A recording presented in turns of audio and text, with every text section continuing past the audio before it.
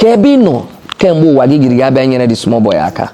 Mo afro the small boy poverty amahono gaga studio. Warrior from east, barrier flight poverty mo awonyara. Onwe be artist obu na Nigeria release egwu onwe 100 and something thousand videos in one day. If the person get 20 million. When he na na Lagos, those Ogene boys abia within the manwu anya mechi ha na-eme.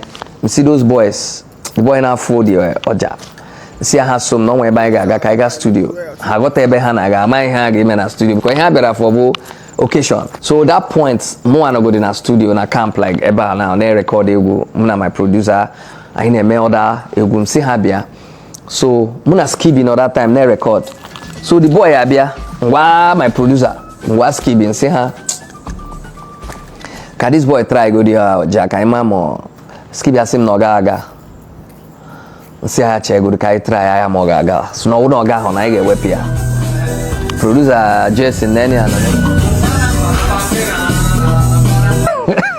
Producer Jason dey we kwere no o si kai pe wan ya we pe wan ha. Pe where this boy will it roja. Fuoja.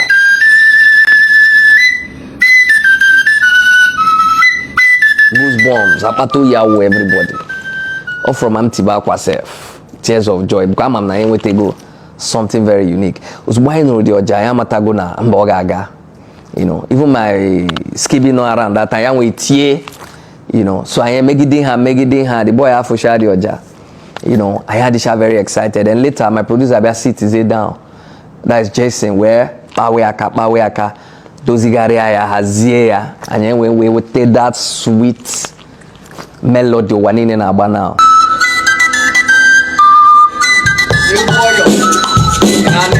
Mama, this is your father. So we had a mistake. I just try or walk or no, like I'm saying. Or in here Batagodrom no before since 2018.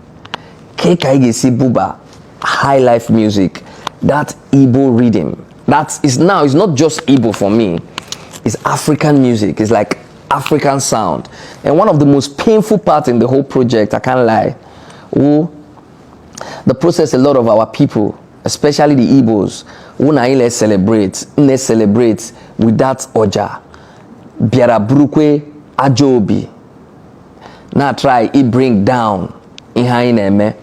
Ba ibidi pomafa na mjuzuru di Oja boy na no mchohi help ya mchohi nyeri aka na oda onye biari furugo Oja ego sige kuwa ya na ihe biari fu Oja ikwuri ya times 3 or times 4 ama mi ihe ozige meria oma hogodi na oga aba studio ni owe yourself fu Oja so idea idea ya now a lot of plans I made the boy nkwara suit Oja na ezigbo Chinese restaurant self anyeri ni celebrate I'm adjusting the producer encha you know umunna you outside ama ihe na aga na ama the process he brew the matter nisi you know if you comment ha na ede nga sit down ncho hinyere the small boy aka kebino kembo wagigiri gabe nyere the small boy aka mo afro the small boy poverty ama hono gaga studio warrior from east barrier flight poverty mo awonyara Ifeed and Amchoria. So most of our brothers and sisters are just always gullible and always very ready. It bring umunneha down by themselves. It's high time na you could say ha in a modroma. You understand? But somebody like me, when you get me umia because mo abo old soldier never die. Mo actually ni hineku. Ihobri neku basage. Also get there from now to Sokoto nka basage mo anwa no na mado. Ana me ekwe. So but advice kam na nyende buying because that thing will mostly in the buying. How many people block on Instagram because of Ajoku Haneku? Over 2,000 people. They put on my page. The people in our barogo are not complaining. They are okay. Had the busy now guy everywhere. Near show that gift in your godri already of associating with my family, my brand, my label has opened doors for them. And you are sitting somewhere in one country because you have internet. In an insult. Process and you just celebrate in the buying. That was the only part with him, but it did not bring me down or kill my morale or whatever. But I was happy that those boys themselves finally made it clear to people that it's not like they are fighting or they were even telling people not to fight for them, because it was looking like they were the ones doing it. I was getting upset. I'm saying this for the first time, you know, but at the end of the day, in we celebrate African culture, and I'm happy na mandio chao mandio wani nene celebrate kita all for anyone Igbo and anyone Nigerians and Africans, you know. So that was the only point I feel like hi makwaran karimoto and karimoto I'm cheweze, but him nature to me was not the right thing, because people were trying to make me think what I did was wrong. No, what I did was right. You know, at the point in the Madine Kudate, I gave them one show for the project.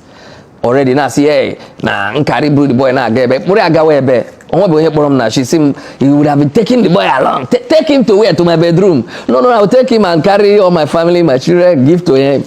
You know, so didn't be very careful. Ni hunu na me kuno gari maybe.